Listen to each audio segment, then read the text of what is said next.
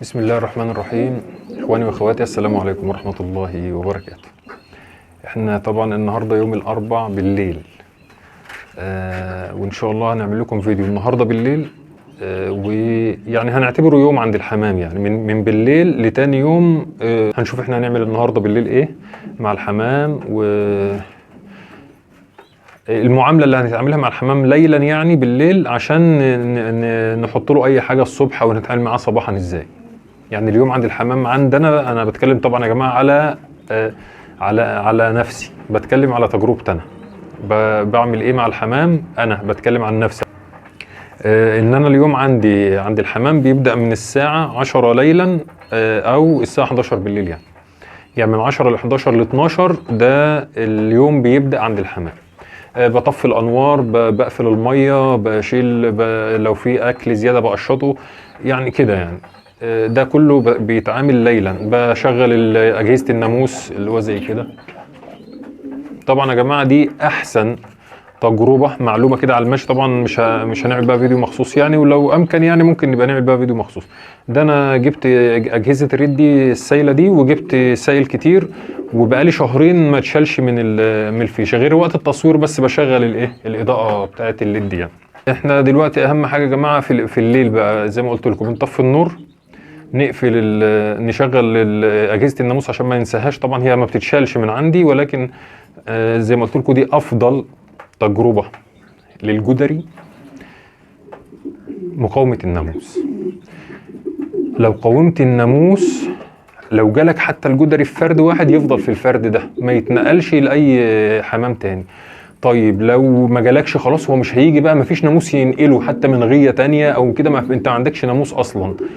انا بقالي شهرين مشغل اجهزه الناموس، فالحمد لله دي احسن سنه عدت عليا في مقاومه الناموس في موضوع الجدري. الحمد لله بعون ربنا. انا ما في. السلام عليكم ورحمه الله وبركاته. احنا دلوقتي الساعه 6 الصبح. هنعلف الحمام الاول، مش هنحط ميه خالص غير بعد نص ساعه من ما نكلف الحمام. يعني هنكلف الحمام الاول. دي الطريقه دي انا بتبعها في الحر يعني. ان انا اكلف، وبعد نص ساعة احط المية ديت. يعني حاجة كده بنحاول نخلي الحمام ياكل كويس. احنا طبعا 6 صباحا، الجو جميل، مفيش حرارة، مفيش شمس، الدنيا كويسة، فالحمام بياكل كويس. واحنا بنساعده كمان انه ياكل كويس في ان احنا ما نحطش المية، فما ينشغلش بالمية، لان هو متعطش شوية حوالي 5 ساعات، فمش هينشغل بالمية، فهياكل كويس. يبقى احنا كده ايه، خلينا ياكل كويس عشان احنا في الطراوه الصبح بدري، وفي نفس الوقت مفيش قدامه ميه ينشغل بيها. فتعالوا بقى نكلف مع بعض ونشوف.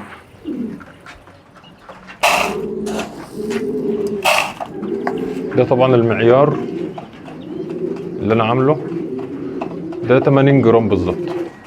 ده بيتحط للقص، 80 جرام للقص، او من 75 ل 80 جرام كلفه. ده لكل قص. يعني لو القص تحته زغاليل كبيره شويه بحط 2، لو القص لوحده تحته بيض او زغاليل لبه 1 بس.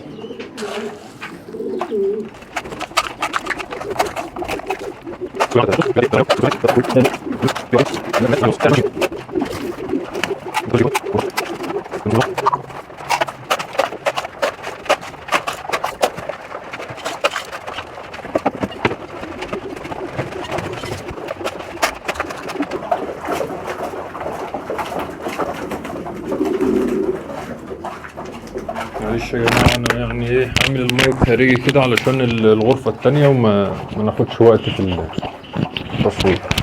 احنا بقى جهزنا الحاجه اهو، الجراد الفاضيه. طيب احنا قلنا هنستعمل الفيتا سيد جيم، ده فيتامين سي، وده فيتامين سي عليه كالسيوم. ممكن انا بالنسبه لي بحط من ده على ده عادي، يعني مثلا 3.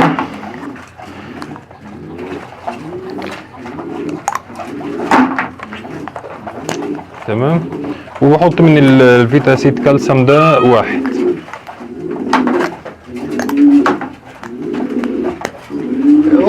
قرص على 2 لتر، يعني نص قرص على اللتر، كويس جدا يعني. طب احنا ليه يا جماعه بنعمل كل ده؟ احنا ليه بنعلف بدري؟ احنا ليه بنأخر الميه؟ احنا ليه بنعطش الحمام؟ كل ده ليه؟ كل ده يا جماعه علشان الاجهاد الحراري. طيب الاجهاد الحراري ده بيخلي الحمام يشرب ميه كتير، ولما يشرب ميه كتير يعمل اسهال مائي كتير. بس الحمد لله يعني ايه، انا شيكت على الادراج كلها الحمد لله مفيش اي اسهالات، فالنظام اللي احنا ماشيين بيه كويس جدا، مفيش اي نوع اسهال مائي. طب ليه؟ الحمام بياكل كويس وبيشرب على قده، وبنيجي بالليل نرفع الميه زي ما قلت لكم امبارح بالليل، ان اليوم عندنا في الصيف عند الحمام بيبدا من بالليل، يعني نقفل الميه ننظف السقايات، يعني كل السقايات دي ناشفه. تعالوا بقى ايه، تعالوا نستغل الموضوع ان احنا اصلا منشفين المسائي، فاحنا نعمل ايه بقى؟ نطهرها بقى. ده يود بيطري ودي سفنجه في ثانيه بقى اهو.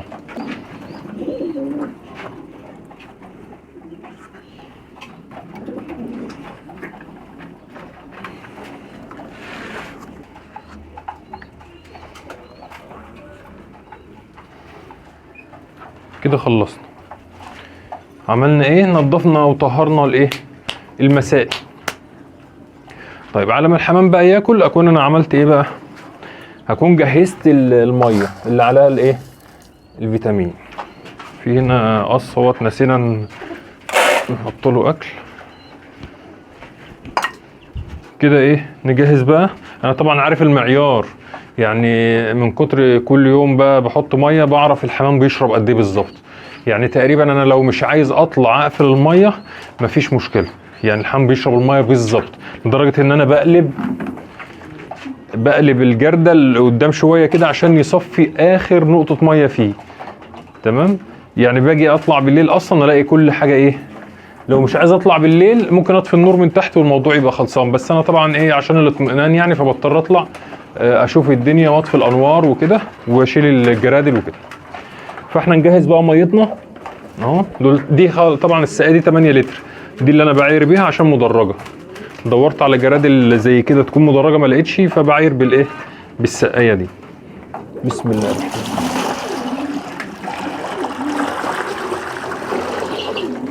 دي 8 لتر واحنا حاطين 4 اقراص فوار، يبقى كل قرص على 2 لتر.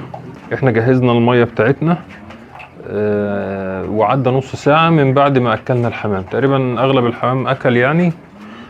وكده احنا يعتبر خلصنا الفتره الصباحيه. طب هنعمل ايه ظهرا يعني؟ هحمي الحمام. طبعا انتوا عارفين الطريقه، الحمام السايب في حاجه واسعه وبنحط الميه بتاعتنا سواء عندنا المبيد بتاعنا او بنحط شويه خل على ملح او ايا كان يعني بنحميه. والحمام اللي في السلاكه يا اما تغطيس يا اما بالرش. تعالوا مع بعض الاول نحط الميه. بسم الله الرحمن الرحيم.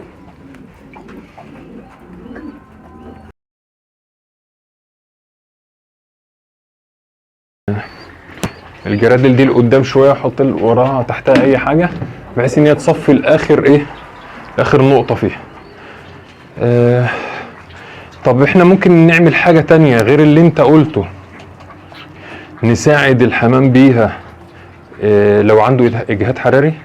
طبعا الاملاح المعدنيه كويسه جدا، عشان الحمام لو عنده اجهاد حراري بيفقد كميه املاح معدنيه وعناصر وسوائل من جسمه، فاحنا بنعوض له بقى. ممكن نديله خماير، ممكن نديله املاح معدنيه، فيتامينات، فيتامين ج بقى زي اللي احنا حطيناه اللي هو فيتامين سي يعني، ممكن نديله فيتامين ه. كل الفيتامينات كويسه، والخماير والاملاح المعدنيه. يا رب بقى الفيديو يكون عجبكم، وشكرا والسلام عليكم ورحمه الله وبركاته.